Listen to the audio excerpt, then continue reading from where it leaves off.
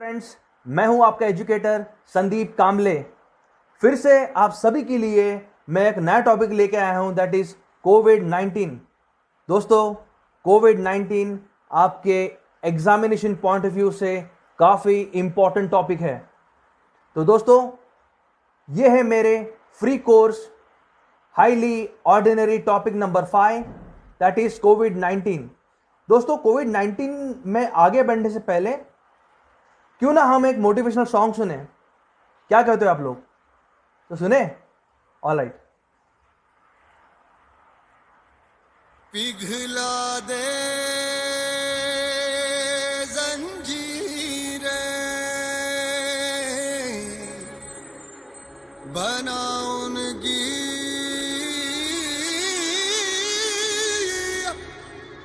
शमशीरें,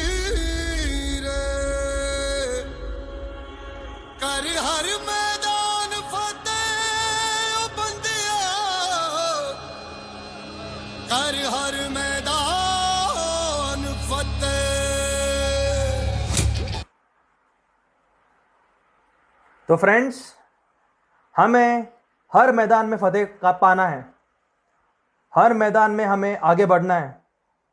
तो ये कोविड-19 का जो नेगेटिव फेस है हमारे भारत में, हमें इसे हराना है।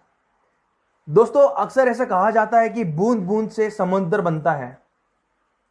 तो क्यों ना हम लोग अपनी परिश्रम और अपनी सच्ची श्रष्टा से अपना जो मंजिल पाना है, हमें कि हमें कोई भी गवर्नमेंट एग्जामिनेशन क्लियर करना है, उसे हम पा लें और खुद को हम मेरिट लिस्ट के इम्पोर्टेंट जो एक प्रदर्शन होता है उसमें हम खुद को देख लें। तो friends, I am talking about the most important topic from any central or any state examination point of view, that is COVID-19. By the way, मैं काफ़ी स्पेसिफिक रहने वाला हूँ दोस्तों। आई विल बी वेरी स्पेसिफिक अबाउट माई टॉपिक। ठीक है, मेरा एक्सप्लेनेशन काफ़ी ज़्यादा कॉन्क्रीट रहने वाला है। सबसे पहली बार हम बात करेंगे कि कोविड-19 का फुल फॉर्म क्या है। दोस्तों, कोविड-19 का फुल फॉर्म है CO for corona, VI for virus and D for disease. Corona virus disease of 2019। तो 19 क्यों? क्योंकि सबसे पहली बार 2019 में इस पर्टिकुलर विषाणु का पता लगा लिया गया था। और आपको कहां पर मिला था? We found this disease in the province of Wuhan which is in China. तो चलिए आगे बढ़ेंगे दोस्तों, एंड वी विल बी वेरी स्पेसिफिक। देखिए फ्रेंड्स, हम इस टॉपिक को एक जनरल पॉइंट ऑफ व्यू से समझने से पहले कुछ इंपॉर्टेंट टर्म्स को हम लोग सीख के लेते हैं दोस्तों। फ्रेंड्स, ये सारी इंपॉर्टेंट टर्म्स है: एपिडेमिक, पैंडेमिक, एंडेमिक, आउटब्रेक। ठीक है, चलिए इसको हम लोग वन बाय वन समझ के लेते हैं और इसका क्या कंटेक्स्ट है। फ्रेंड्स, एपिडेमिक का मतलब होता है एक ऐसा डिसीज जो लार्ज नंबर ऑफ पीपल को अफेक्ट करता है, जो एक कम्युनिटी में होते हैं, जिनका एक अपना पॉपुलेशन साइज होता है, जो एक रीजन में होते हैं। ठीक है, तो हम इन्हें क्या कहेंगे बताइए? एपिडेमिक। ठीक है, अपने ही पर्टिकुलर रीजन में वो रहेगा डिसीज, या तो फिर अपने ही पॉपुलेशन में रहेगा। सेकेंड हम बात करेंगे, काफी इंपॉर्टेंट है दोस्तों, दैट इज पैंडेमिक। दोस्तों, जब एपिडेमिक के बाद जो दूसरा फेस आता है दैट इज पैंडेमिक। अब एपिडेमिक एक कंट्री में हो गया या तो फिर एक कम्युनिटी में हो गया, और धीरे धीरे क्या हो जाएगा, अपने कंट्री में फैलते फैलते दूसरे कंट्री में फैलेगा, फिर दूसरे कॉन्टिनेंट में फैलेगा। तो हम इसे कहते हैं दैट इज पैंडेमिक। पैंडेमिक एक ऐसा डिसीज होता है जो खुद के कंट्री के बाद दूसरे कंट्री में फैलता है और दूसरे कॉन्टिनेंट को भी असर डालता है, नेगेटिव असर डालता है। थर्ड हम बात करेंगे दोस्तों अबाउट एंडेमिक। एंडेमिक का मतलब होता है ये कुछ ऐसे डिसीज होते हैं जो बस कुछ ही लोगों को या तो ओनली पर्टिकुलर पीपल को ये अफेक्ट करता है, या तो फिर ओनली पर्टिकुलर कंट्री को अफेक्ट करता है।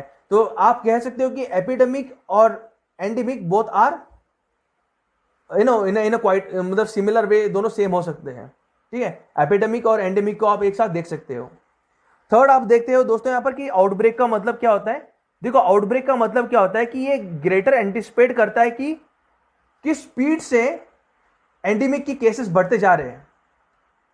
तो आप जानते हो कि एंडेमिक हो गया एक पर्टिकुलर पीपल को, फिर वो पर्टिकुलर पीपल से हो जाएगा पर्टिकुलर कम्युनिटी को, फिर पॉपुलेशन को, फिर रीजन को, फिर धीरे धीरे धीरे धीरे वो पैंडेमिक में कन्वर्ट करता है।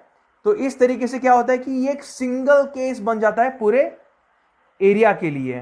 ठीक है दोस्तों, सिंगल केस बन जाता है पूरे एरिया के लिए। तो पहले आउटब्रेक होता है, आउटब्रेक में ऐसे एंटिसिपेट किया जाता है कि ये डिसीज और फैलेगा, फिर वो एंडेमिक हो जाता है, फिर वो पैंडेमिक मतलब अलग कॉन्टिनेंट में और अलग कंट्रीज में फैल जाता है। दोस्तों अब पैंडेमिक को आपको याद कैसे करना है, देखिए P for pandemic, P for passport. ठीक है, जो बाहर के लोग आते हैं ना अपने अब खुद की कंट्री में, जनरली वहां से भी वायरस फैलने का चांसेस हो सकता है। तो पी फॉर पैंडेमिक है, पी फॉर पासपोर्ट। तो इसलिए तो आपने देखा होगा ना कि हमने हमारे जो बाहर के जो लोग हैं है ना, जो भारत के लोग हैं जो बाहर में काम कर रहे थे, तो भारतीय गवर्नमेंट ने थोड़ा बहुत बंदी लगा दिया था लॉकडाउन के चक्कर में, लॉकडाउन में थोड़ा बंदी लगा दिया था कि ताकि ये डिसीज और ज़्यादा ना फैले। ठीक है, चलिए आगे बढ़ेंगे फ्रेंड्स। ये है इंट्रोडक्शन अबाउट कोविड-19। कोविड-19 दोस्तों होता है बाय सीवियर, ये एक severe acute respiratory syndrome corona virus 2 होता है। अब severe acute respiratory syndrome corona virus 2 होता है। ठीक है, अब रेस्पिरेटरी सिस्टम आपको पता है, हम ब्रीदिंग करते हैं और ब्रीथ आउट करते हैं। ठीक है, हम ऑक्सीजन लेते हैं और कार्बन डाइऑक्साइड को हम लोग बाहर निकालते हैं। ठीक है, तो हमारा रेस्पिरेटरी सिस्टम जो है जो माउथ और नोज से कनेक्टेड होता है।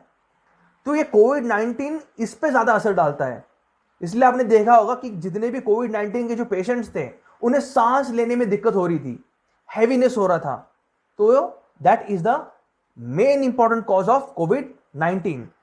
आप सब जानते हो कोविड-19 का जो पहला केस है वुहान में पाया गया था, और इंडिया में जो पहला केस पाया गया था that is in the state of Kerala. Kerala के त्रिशूर शहर में सबसे पहला केस पाया गया था।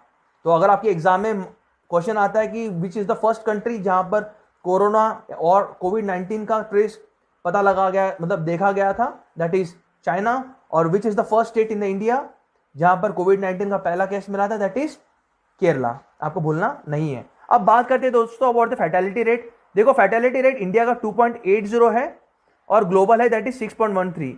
फैटेलिटी रेट का मतलब होता है डेथ रेट, कितने लोगों का मृत्यु हो रहा है एक सेट ऑफ पॉपुलेशन के सेट के हिसाब से। ठीक है, अब देखिए यहां पर 2.80 लिखा हुआ है, मतलब मान लीजिए इंडिया में अगर भारत में अगर 10 कोरोना पेशेंट्स हैं तो 2.8 के हिसाब से 2 पेशेंट्स का मृत्यु हो रहा है कोविड-19 की वजह से। सेकेंडली ग्लोबल, इंडिया को छोड़ के जो बाकी कंट्री का जो कंपोजिशन है, ठीक है, जो एडिशन है दैट इज 6.13 है।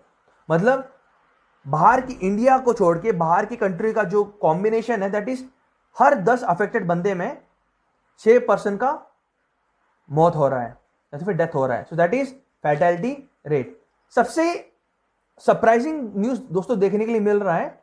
देखो एज ऑफ 24 मई 2020 के अनुसार लक्षद्वीप भारत का एक ऐसा यूनियन टेरिटरी है जहां पर एक भी दोस्तों लिटरली एक भी कोविड-19 का केस अब तक नहीं मिला है। तो ये काफी सरप्राइजिंग वाली बात है और एक सेटिस्फाइंग न्यूज भी है। तो मान लीजिए अगर आपके एग्जाम में क्वेश्चन पूछा जाता है कि विच is the only state oblique और यूनियन टेरिटरी जो अब तक कोविड-19 से अफेक्टेड नहीं है, तो आपको राउंड करना है to the state, to the union territory Lakshadweep, भूलना आपको नहीं है। So let's move forward friends. तो फ्रेंड्स देखिए ये कोरोना वायरस का इंपॉर्टेंट फंक्शन क्या होता है, फीचर क्या होता है। देखो सबसे पहली बात, ये कोरोना वायरस ये एनवेलप शेप में होता है, क्लोज शेप में होता है, और ये पॉजिटिव सेंस को रिफ्लेक्ट करता है, पॉजिटिव सेंस को रिफ्लेक्ट करता है। ठीक है, हम बोलते हैं ना कि कोविड-19 पॉजिटिव आया है, so that is positive sense. किसी पेशेंट में अगर पॉजिटिव है तो ही इज अफेक्टेड बाय कोविड-19। तो ये सिंगल स्ट्रैंडेड होता है, एक धागे शेप का होता है, सिंगल धागे शेप का होता है, जो आरएनए वायरस में, जो आरएनए वायरस की वजह से होता है, दैट इज कोरोना वायरस। और ये किसके वजह से होता है दोस्तों? एक एम्फीबियन की वजह से होता है, या तो कोई समुद्री जीव, या तो किसी बर्ड की वजह से हो सकता है, या तो किसी मैमल की वजह से जैसे कि इंसान, ठीक है, या तो फिर हाथी, या तो कोई और जानवर जो मैमरी ग्लैंड को प्रोड्यूस करते हैं या तो फिर रिप्रोड्यूस करते हैं, ठीक है। तो ये इन्फेक्शन किसके वजह से होता है बताइए?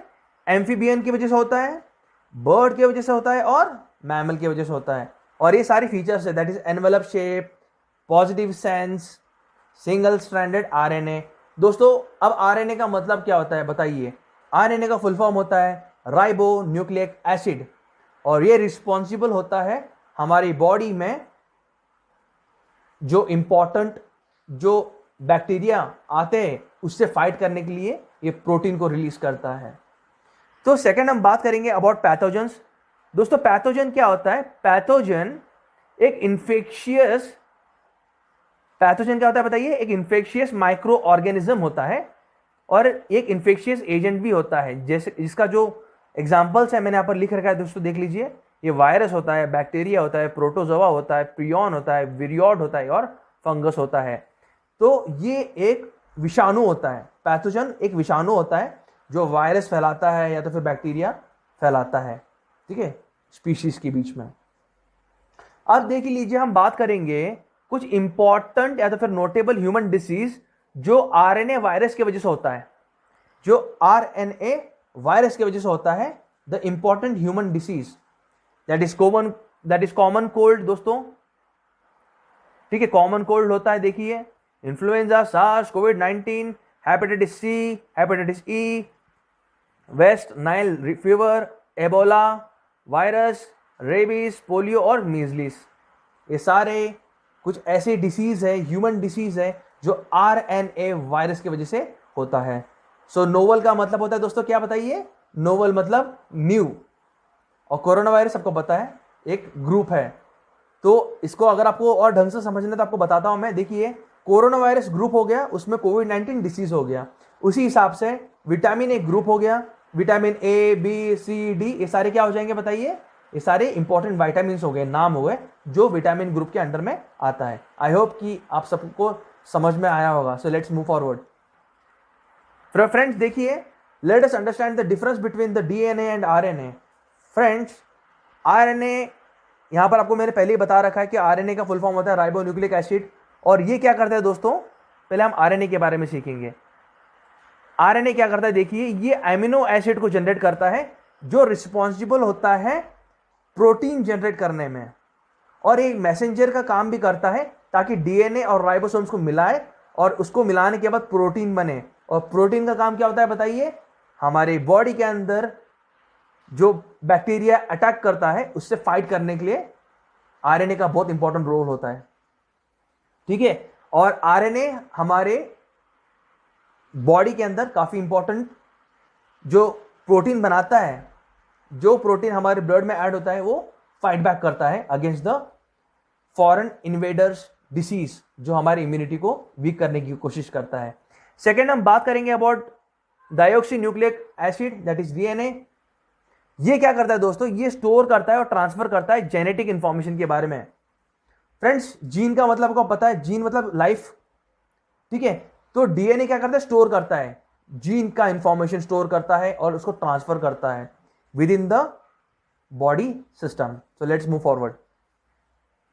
तो फ्रेंड्स, यहां पर देखिए, मैंने एक इमेज यहां पर आपके लिए रखा हुआ है, the difference between DNA and RNA at a very larger contest. Friends, I will बी वेरी स्पेसिफिक, आपको मैंने पहले भी बता रखा है। देखो, डीएनए होता है हेलिक्स, डबल हेलिक्स स्ट्रक्चर वाला होता है, मतलब दो थ्रेड मिल जाते हैं आपस में, इसे हम लोग कहते हैं डबल हेलिक्स स्ट्रक्चर। और डीएनए के अंदर जो शुगर मिलता है दैट इज डीऑक्सीराइबोस, ये शुगर मिलता है। क्या कौन सा वाला मिलता है बताइए? डीएनए के अंदर डीऑक्सीराइबोस।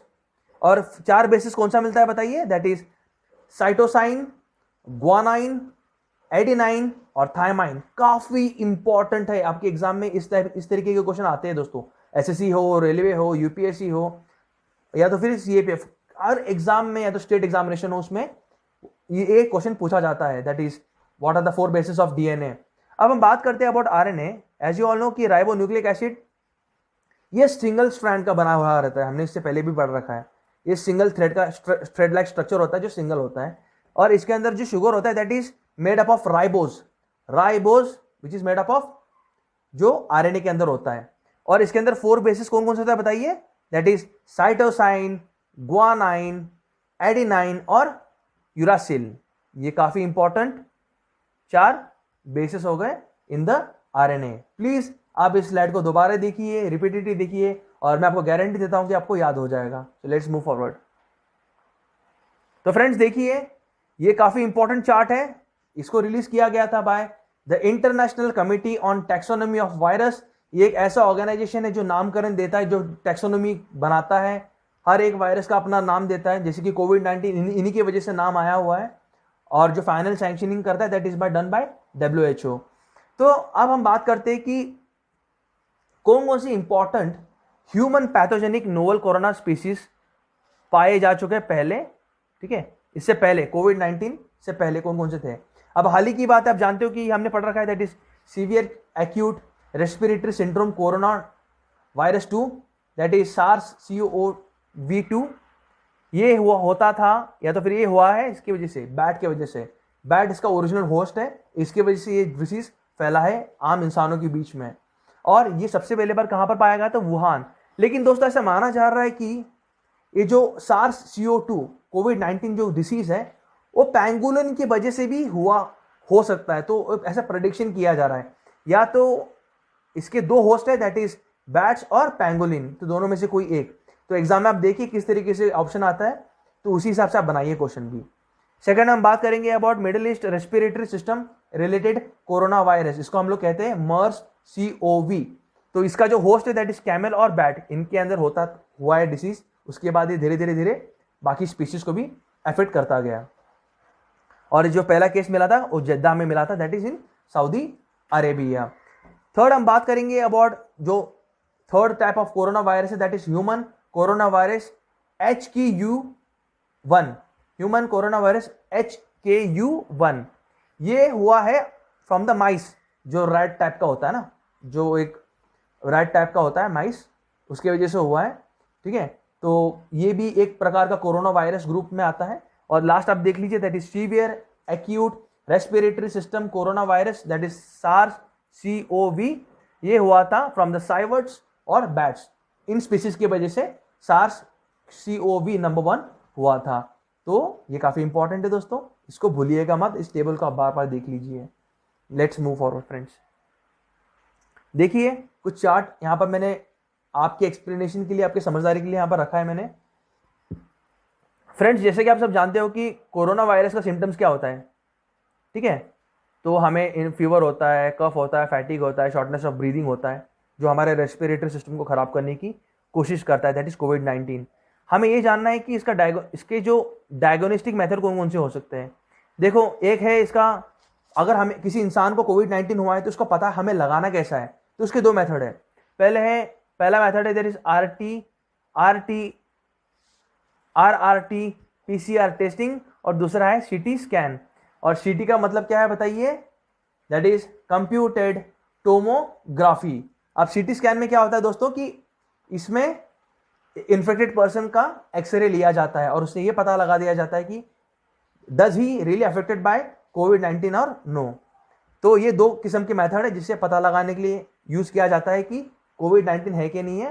फर्स्ट है that is RRT PCR testing, इसका फुल फॉर्म आपको इंटरनेट पे पता लगाना है दोस्तों, that is homework. And second है CT स्कैन, आपको मैंने ऑलरेडी बता रखा है, दैट इज कंप्यूटेड टोमोग्राफी। तो आपको पता है कि इसका प्रिवेंशन आपको कैसे करना है कोविड-19 से। अगर आपको खुद को सुरक्षा देना है, आपकी फैमिली को सुरक्षा देना है, तो आपके नेबर को सुरक्षा देना है, तो आपको क्या करना है दोस्तों, आपको कंटिन्यूसली हैंड वॉश करना पड़ेगा, आपको आपके फेस पे आपको मास्क लगाना पड़ेगा दोस्तों, और आपको क्वारंटाइन होना पड़ेगा। घर के अंदर रहिए, स्वस्थ रहिए, खुश रहिए, और आपको सोशल डिस्टेंसिंग रखना पड़ेगा, ठीक है। आपको सोशल डिस्टेंसिंग रखना पड़ेगा, that is more than 1 feet. तो that is the prevention method अगर आपको कोविड-19 से बचना है तो। So let's move forward friends. देखिए फ्रेंड्स, ये काफ़ी इंपॉर्टेंट स्लाइड है।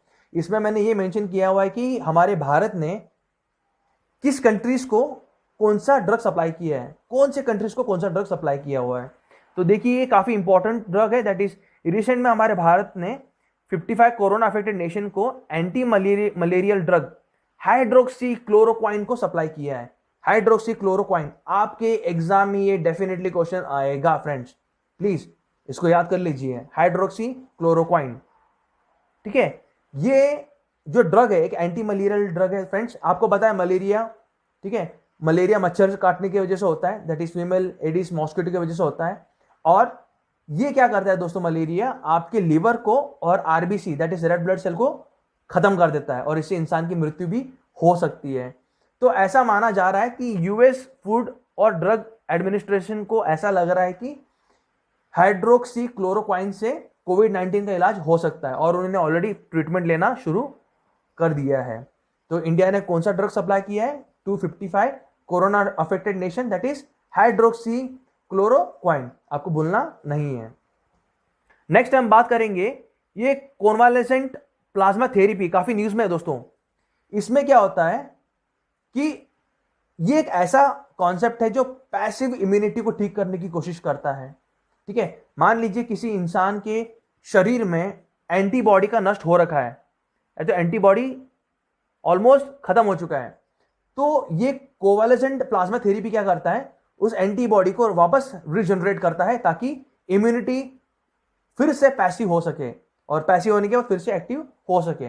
तो एंटीबॉडी का काम क्या होता है बताइए। एंटीबॉडी एक प्रकार का प्रोटीन होता है दोस्तों जो हमारे ब्लड के अंदर अवेलेबल होता है और ये फाइट करता है अगेंस्ट द बैक्टीरिया और एनी वायरस और एनी पैथोजेंस। तो ठीक है, और ये हेल्प भी करता है। मान लीजिए कि कोई पेशेंट ठीक हुआ है from, if somebody patient has recovered from कोविड-19, तो उसका एंटीबॉडी लिया जाता है ताकि जो बीमार पेशेंट है उसका ठीक किया जा सके। तो ये एक प्लाज्मा थेरेपी का एक इंपॉर्टेंट सॉल्यूशन है और हम लोग आगे बढ़ रहे हैं दोस्तों इसमें। तो दिल्ली एनसीआर में इस थेरेपी का ज्यादा यूजफुलनेस आप में दिखने के लिए मिल रहा है। तो लास्ट हम बात करेंगे कि हम जैसे कि हम जानते हैं कि प्लाज्मा हमारे ब्लड में होता है दोस्तों। ठीक है, प्लाज्मा हमारे ब्लड में होता है और ये एंटीबॉडी को कंटेन करता है और ये फाइट करता है अगेंस्ट द फॉरेन पैथोजेंस। और पैथोजेंस क्या होता है बताइए, विषाणु, जो फॉरेन विषाणु होते हैं ना, जो बैक्टीरिया और वायरस होते हैं, इसको हम लोग कहते हैं पैथोजेंस। और हम इसको प्रोटोजोआ भी की कैटेगरी में भी डाल सकते हैं। Pathogen is also termed as a protozoa. So let's move forward friends. अब कौन कौन से सेक्टर पे, अब किस किस सेक्टर में कोविड-19 का नेगेटिव असर दिखा है। नंबर 1 सेक्टर फ्रेंड्स, ये आपके एग्जामिनेशन पॉइंट ऑफ व्यू से काफी इंपॉर्टेंट है, जैसे कि यूपीएससी का मेंस हो या तो सीएपीएफ का ऐसे राइटिंग हो या तो कोई और आपके स्टेट एग्जामिनेशन का पीएससी एग्जामिनेशन हो, तो इसमें काफी इंपॉर्टेंट रोल प्ले है, ये कर सकता है इंपॉर्टेंट पॉइंट्स। अपैरल और टेक्सटाइल सेक्टर को ज़्यादा नेगेटिवली अफेक्ट हुआ है, जैसे कि रॉ मटेरियल अवेलेबल नहीं है और लेबर्स अवेलेबल नहीं है, सप्लाई कम है, डिमांड कम है, वो एक हो गया। सेकंड आप देखिए ऑटोमोटिव का जो प्रोडक्शन है ऑलमोस्ट रुक चुका है क्योंकि वहाँ पर भी लेबर अवेलेबल नहीं है, इनकम भी कम हो चुका है लोगों का, ठीक है, because of this covid. Third आप देख लीजिए, सबसे इंपॉर्टेंट चीज़ है कि एविएशन और टूरिज्म सेक्टर को बहुत नेगेटिवली हिट हुआ है अब फ्रॉम द कोविड-19। लोगों का आना जाना सब रुक चुका है दोस्तों, सब कुछ थम चुका है। अब फोर्थ अब देख लीजिए, शिपिंग इंडस्ट्री को और नॉन रिटेल सेक्टर को भी काफ़ी ज़्यादा इसका नेगेटिव चीज़ देखने के लिए मिल रहा है। और लास्ट आप देख लीजिए रियल एस्टेट, बिल्डिंग्स, कंस्ट्रक्शन सब रुक चुका है दोस्तों और डेवलपमेंट प्रोसेस भी रुक चुका है बिकॉज ऑफ दिस कोविड-19।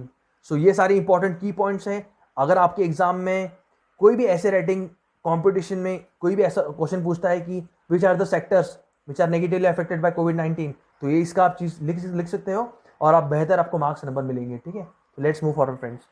तो आप देखेंगे कि कौन कौन से सेक्टर में पॉजिटिव ग्रोइंग, पॉजिटिव साइन हमें देखने के लिए मिल रहा है।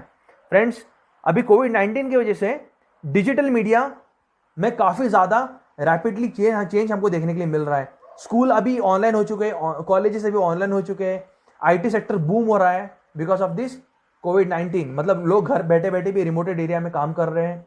सेकंड आप देख लीजिए, एफएमसीजी सेक्टर भी बूस्ट कर रहा है, जैसे कि किराना हो, कोई हो, वहाँ पर सप्लाई, वहाँ पर एक्चुअली डिमांड ज़्यादा है, अवेलेबिलिटी कम है, तो फिर ये एक चीज़ हो गया। स्पेशलिटी केमिकल बनाने वाले जैसे कि हैंड सैनिटाइजर हो गया, मास्क हो गया, N95 मास्क हो गए, यहाँ पर बूम हो रहा है because of this covid. And last है दैट इज फार्मास्यूटिकल सेक्टर, जो ड्रग मैन्युफैक्चरिंग कंपनीज है वहाँ पर भी इसका बूम देखने के लिए मिल रहा है। तो काफ़ी सारी कंपनीज है जो न्यू ड्रग बनाने की कोशिश कर रहे हैं टू फाइट बैक विद कोविड-19। So let's move forward friends. तो ये काफ़ी इंपॉर्टेंट प्रो इनिशिएटिव है फ्रेंड्स। ये मैंने यहाँ पर अब लिखा है, देखो काफ़ी सारे स्टेट गवर्नमेंट और सेंट्रल गवर्नमेंट ने प्रो इनिशिएटिव लिया है to fight back with this corona. Number 1 जो स्टेप उन्होंने लिया है दैट इज इंफॉर्मेटिव स्टेप। यहाँ पर वो सारे ऑथेंटिक इन्फॉर्मेशन दे रहे to their citizens about the spread, prevention, guideline और helpline number about the corona और कोविड-19, और ये इन्फॉर्मेशन प्रोवाइड कर रहा है by ministry of health and official website. Second आप देख लीजिए दोस्तों, ये भी काफ़ी इंपॉर्टेंट है, दैट इज मेडिकल स्टेप लिया जा रहा है। देखो as per the world health organisation वो ऐसे बोल रहे कि हर 1000 पेशेंट में 3 बेड होना ज़रूरी है। ठीक है, अब इंडिया में बेड की कमी हो गई तो इंडिया ने अभी इसका क्या अभी सॉल्यूशन निकाला है, उन्होंने रेलवे कोचेस को एक आइसोलेशन स्टेशन में कन्वर्ट कर दिया दोस्तों। ये काफ़ी यूनिक आइडिया है। तो this is more than 20,000 beds हमने ऑलरेडी रेडी कर रखा है टू ट्रीट द कोविड-19 पेशेंट्स। नंबर 3 पॉइंट आप देख लीजिए दोस्तों, इंपॉर्टेंट जो फाइनेंशियल स्टेप लिया है हमारे गवर्नमेंट ने, that is they have taken EMI moratorium. इसका मतलब क्या है कि जो EMI आपने लिया हुआ है ना फॉर कोई भी क्यों ना हो, घर का लोन हो या तो फिर 2 व्हीलर का लोन हो या तो फिर 4 व्हीलर का लोन हो, आप जो EMI पे करते हो पर मंथ वो अभी रुक चुका है। उसको हम लोग, इस कॉन्सेप्ट को हम लोग कहते हैं EMI हॉलीडे। तो आप वो सब चीज़ें बाद में पे कर सकते हो once the lockdown gets over completely. ठीक है, तो एक चीज़ हो गया, तो एक सपोर्ट गवर्नमेंट ने प्रोवाइड किया है आम नागरिक को। और जो लास्ट जो है ना दोस्तों, ये टैक्स डिस्प्यूट से रिलेटेड है, इंपॉर्टेंट है, दैट इज विवाद से विश्वास। ये स्कीम लॉन्च किया हुआ है हमारे फाइनेंस के मिनिस्ट्री और हमारे इनकम टैक्स डिपार्टमेंट ने। तो दैट इज विवाद से विश्वास। जो टैक्स स्लैब में आने वाले लोग हैं जिन्होंने अब तक टैक्स पे नहीं किया है बिकॉज ऑफ दिस कोविड-19, वो 30 जून तक अपना टैक्स का भुगतान कर सकते हैं। तो वहाँ तक उनको रिलैक्सेशन है जिसमें उनको कोई पेनल्टी पे करने की ज़रूरत नहीं है। So friends, this are the important points. I have covered 100% important points, और आपके एग्जाम में ये आपको डेफिनेटली हेल्प आउट करेगा। If you have any doubt you can definitely inbox me और you can ask me in the comment section friends. So this is all about कोविड-19। Please आप ध्यान से इसको पढ़िए। ऑल द बेस्ट, स्वस्थ रहिए, मुस्कुराते रहिए, हेल्दी रहिए, स्टे सेफ, स्टे हेल्दी। जय हिंद।